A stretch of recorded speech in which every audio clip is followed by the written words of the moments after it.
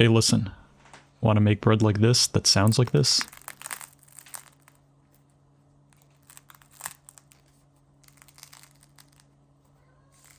Listen to that crunch. It has a nice hard exterior and a really soft interior.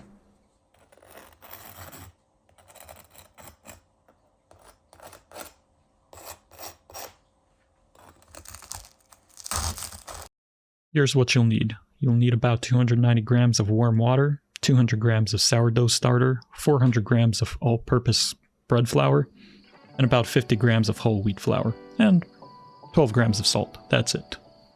A good sourdough recipe doesn't require a lot of ingredients. It just requires some time and some patience. It's not this complex, super hard process either. You can do it in about 2 days. 3 if you want a more complex flavor. Come with me, I'll show you.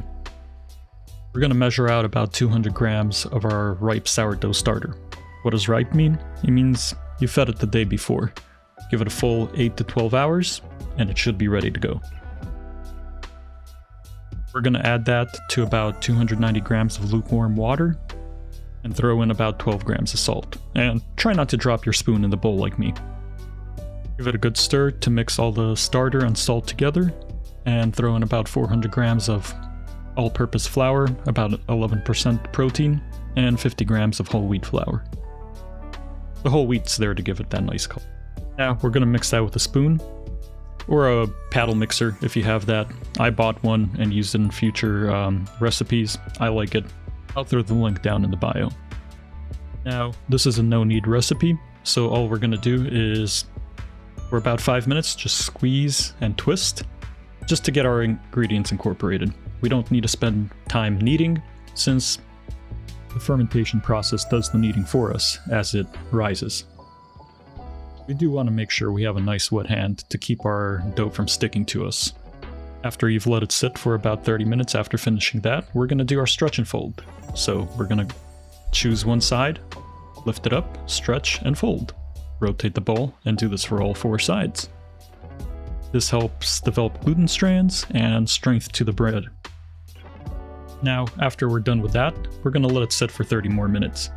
This entire process during the stretch and folding is called the bulk fermentation stage. This helps develop the size, not as much as the taste.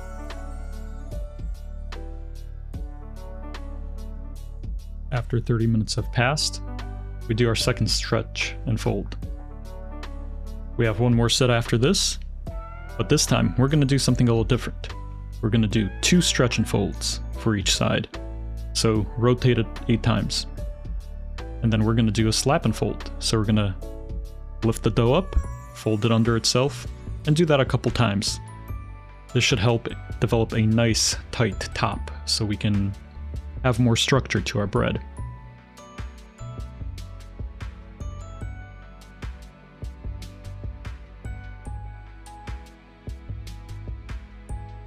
Now, it's been 30 minutes again, and we do our last set.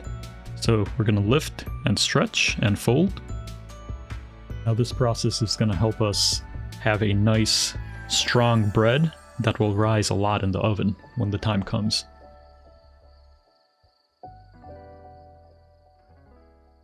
We're also going to do more slapping and folding, just to get that nice taut, bowl shaped.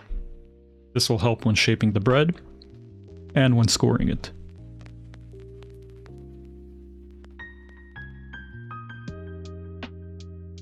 After an hour and a half has passed, we're going to take our bread out, and we're going to throw it onto a floured surface, and we're going to be doing our shaping folds. Similar to what we did in the bowl, we're going to pull our dough, this time towards us, and we're going to fold it over.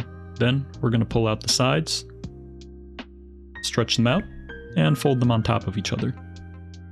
Followed by the end furthest from us. We're going to grab it, pull it out from us, and fold it on top.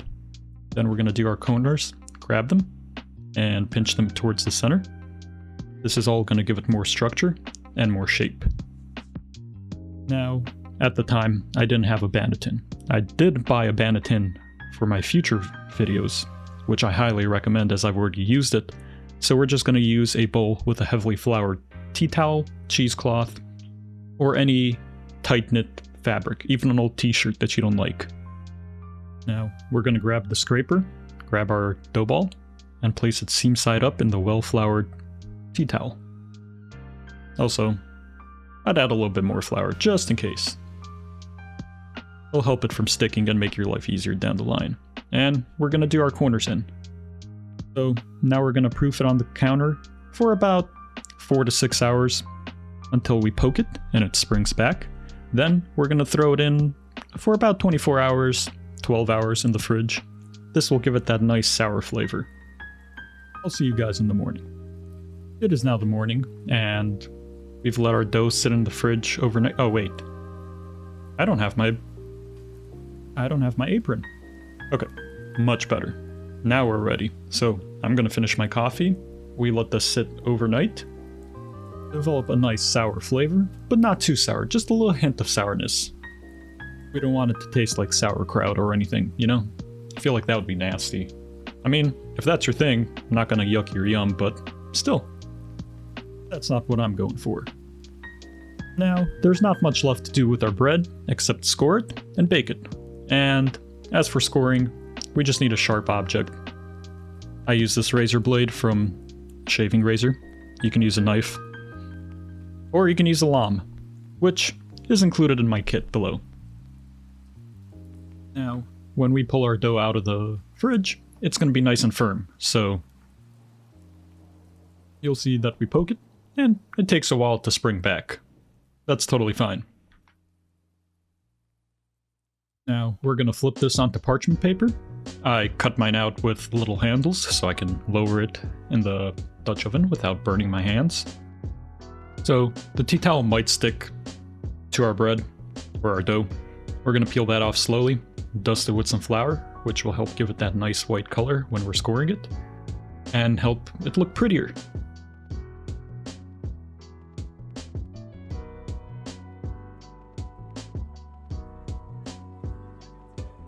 And we want to do a deep score. This will help us vent a lot of that pressure and prevent our bread from blowing up. Now, I like to do small little cuts just to make it decorative. They don't do anything for the flavor or for the texture. And we're going to preheat our oven to about 500 for 40 minutes with our Dutch oven in. And as you can see, our Dutch oven is smoking hot. And that's what we want. So we're going to throw that in, and we're going to drop the temperature to 460 and bake 20 minutes with the lid on. Now, it's been 20 minutes. We're going to take the top off, drop the temp again, down to 440 this time, and bake 25 minutes with the lid off. This will help us get a nice, crunchy crust. As you can see, it has risen, but there's no crunch, there's no color to it. Now, if everything went to plan, and you followed my steps correctly, we should have a nice, hard bread, a crunchy exterior, soft interior, and a nice golden brown color along the sides and the bottom. Don't forget to comment, like, and subscribe, and enjoy some good bread B-roll. Peace.